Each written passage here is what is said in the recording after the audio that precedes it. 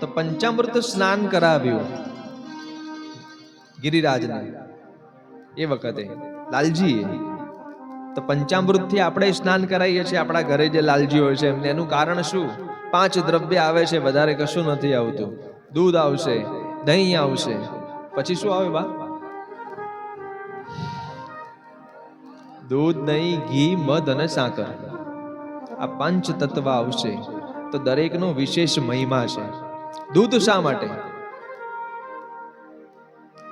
ભગવાનને અર્પણ કર્યું તો એની પાછળનું કોઈ ગૂઢાર્થ હોય, કોઈક રહસ્ય હોય. તો ભગવાનને પ્રાર્થના કરવાની છે કે દૂધની અંદર જે શીતળતા ખરી ને, એસિડિટી થી ઓછું કે દૂધ પી લે. અને શ્વેત છે, શ્વેત રંગ શાંતિ આપે. તો પરમાત્માને પ્રાર્થના કરી મારા જીવનની અંદર, મારા પરિવારની અંદર શાંતિ અને શીતળતા પ્રસ્થાપિત કરવા વાળા બનજો. પછી આપ્યું શું? આપ્યું દહીં. દહીં એટલે શું? તો દહીં શ્રદ્ધાનો વિષય છે. તમે જ્યારે ઘરમાં દહીં માટે દૂધ ગરમ કરીને અંદર મેળવણ નાખો ને, પછી કલાકે કલાકે જોવાય નહીં આંગળી નાખીને જામ્યું કે નહીં, જામ્યું કે નહીં, નહીતર જામશે નહીં. આ શ્રદ્ધાનો વિષય છે. શ્રદ્ધા તું ભાગવતે શાસ્ત્રમ. પછી પરમાત્મા ઉપર દહીં છોડી દેવું પડે અને જમાઈ પણ દે, પણ ક્યારે? શંકા ના હોય ને ત્યારે. બાકી વચ્ચે વચ્ચે દૂધમાં આંગળી નાખતા રહો તો ક્યારેય દહીં નહીં થાય. તો દહીં એ શ્રદ્ધાનો વિષય છે. પરમાત્માની અંદર પૂર્ણ રૂપે શ્રદ્ધા રાખજો, તમારા કામ જે ખરા ને એ બધા વ્યવસ્થિત થઈ જશે. એટલે દહીં લીધું. પછી લીધું એની અંદર મધ. પછી છેલ્લે આવશે, છેલ્લે સાકર આવશે, એની આગળ મધ આવશે. હવે શું આવશે? દહીંમાંથી બનશે. દહીંમાંથી બનશે માખણ અને એમાંથી આવશે ઘી. ઘી એટલે શું? તો એની અંદર ઓજસ નામનું તત્વ છે. એ આપણા શરીરની અંદર બળ પ્રદાન કરે છે. બળની સાથે સાથે આપણા શરીરની અંદર જે તેજોમય ખરી ને, કાંતિમય બનાવે. આપણું જે આભા હોય, ઓરા મંડળ હોય, એના વિશેષ રૂપથી મજબૂત બનાવે છે. અને શાસ્ત્રમાં કીધું છે ગાયનું ઘી પીવું જોઈએ. એટલે ઘી અંદર ભેળવ્યું. પછી આવ્યું મધ. આ મધ શા માટે?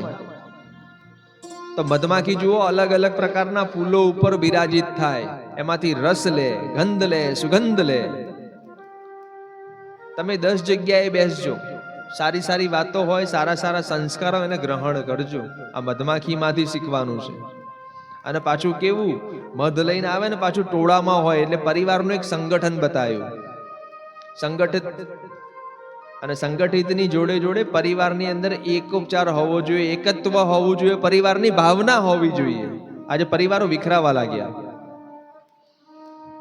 અલગ અલગ ફૂલોના અલગ અલગ રસ લીધા પછી પણ એનો એક જ સ્વાદ કરવો.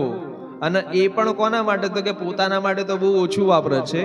મધમાખીનું મધ મનુષ્યના ઉપયોગમાં આવે છે, અન્ય પ્રાણીઓના ઉપયોગમાં આવે છે. પોતાના માટે થોડું કિંચિત માત્રેણ, જરૂરિયાત પૂરતું. તો પરમાત્મા મારું જીવન એવું આપજે કે મારી ધન સંપદા જે ખરી ને તારા કાર્યની અંદર પાછી વાપરી શકું, કારણ કે તે જ આપ્યું છે. તેરા તુજકો અર્પણ, ક્યાં લાગે મેરા. અને છેલ્લે બતાવ્યું સાકર. આ સાકર એટલે કે એક એવું તત્વ કે જેની અંદર ભળી જવાની વાત છે, એક મીઠાશની વાત છે. આપણી વાણી જે ખરી એ મીઠી હશે ને તો કોઈને આહત નહીં કરે. બાકી વાણીમાં એટલું બધું સાંભળે છે કે વાણી કોઈકને મારવો હોય ને તો એનો ઘા જિંદગીમાં નહીં રૂજાય જોઈએ. વાણીનો ઘા છે તો શસ્ત્રના ઘા કદાચ રૂજાઈ જશે, પણ વાણીના ઘા ક્યારેય નહીં રૂજાય. તો વાણી શું? તારક છે, મારક છે, બોધક છે, વેદક છે. વાણીનું એટલું બધું સામર્થ્ય છે.